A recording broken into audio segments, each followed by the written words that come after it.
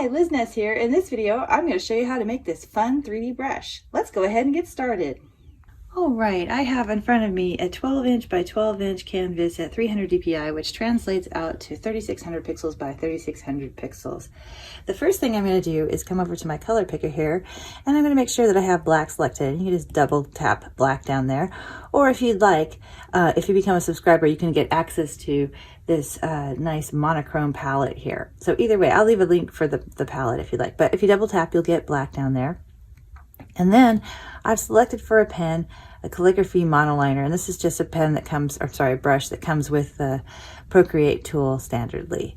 So now I'm going to go ahead and draw a circle and hold and tap with one finger so that it becomes a nice circle there. And then I'm just going to fill that with black.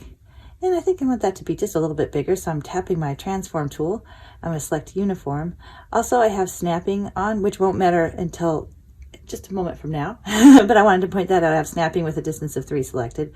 So I'm going to go ahead and make this just a little bit bigger, about like that, you know, just eyeball it, about half of the canvas there. And then I'm going to move it so with snapping on, I can see this gold line that shows up when my shape is in the center of the canvas, and that's what I want. Okay, I want a new layer on top of that. But what I'm going to do is I'm going to move this layer below that first layer. And then I'm going to change my color to a 50% gray. And so I'm going to use the monochrome palette for that. And that is 50% gray right there. Or you can just double tap right in there. Okay.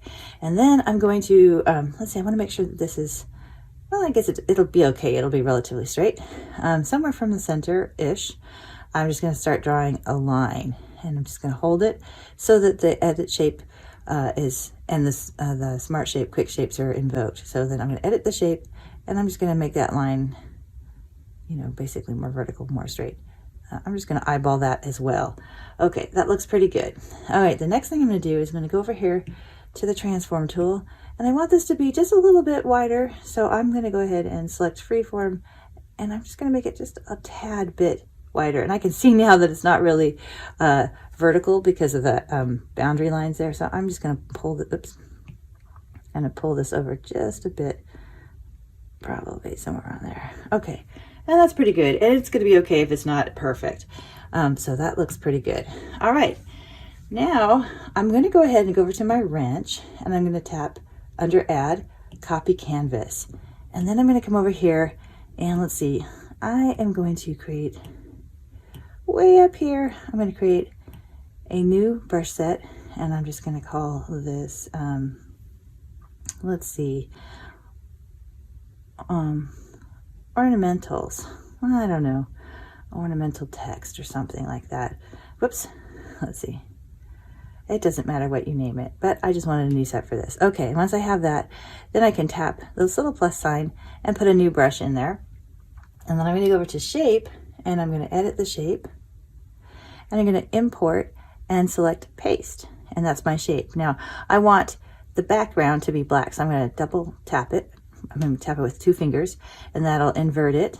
And then I'm going to come over here. Let's see, I want to tap done first, and then I'm going to come over here to the stroke path, and I'm going to be dialing down the spacing. Let's see. Okay. All right, the next thing I'm going to do, I'm just checking to make sure that it's, you know, showing up there, and it is. So the next thing I'm going to do is I'm going to go to rendering, and I want to have, I think I want to have intense blending. Yeah, intense blending. And then I'm going to come down to properties. Oops, sorry, Apple Pencil. And I want it to be completely opaque. So dialing down that opacity so it says none. So it's not pressure activated. It's always active. So let's see. Okay, and then the last thing, the last thing I want to do is come to shape, and I'm going to just move this just slightly to about 40. Okay, and I might want to change the spacing just a tad. Let's see what's going on. Yeah, there we go.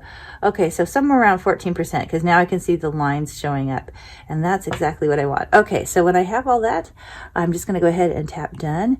And now I'm going to put a layer above the shapes here, because I might want to alter the shapes in a little bit, you know, I'm not sure. And then I'm going to select white and pour that on top. And then I'm going to create another layer so that I can test my brush. So now I'm going to select a color like this blue here. And then I'm going to draw my shape. Okay, that's pretty awesome. But as I look at it, I'm thinking, boy, you know, I'd really like it if that line was bigger. So I'm going to go back and I'm going to change that line. So what I'm going to do is I'm going to go to my layers. I'm going to make invisible that one. And then I'm going to come down to this layer and tap it. And I'm going to make that a little bit thicker. So I'm going to select the transform tool. And once more, I'm going to go ahead and just widen that up. And then I'm going to move it over to the center, just like that. And I think I want it to be taller too. I want it to really stand out. So that's pretty good. So then back to the wrench, add copy canvas. And then I'm going to tap my brush again. And I'm going to go back to the shape, edit, import, and paste. Tap done when you're done. And that's much better. And let's go ahead and look at that stroke path again and see what we can do here. That makes it more obvious. Okay, that's really obvious. That's at 26. I'm not sure I want it to be quite that obvious. I might want it, yep, down to about 22. Okay, and tap done. And let's go back to the test. And this is why I like to test my brushes, just to make sure that they're exactly what I want. And so, yes, that looks way better.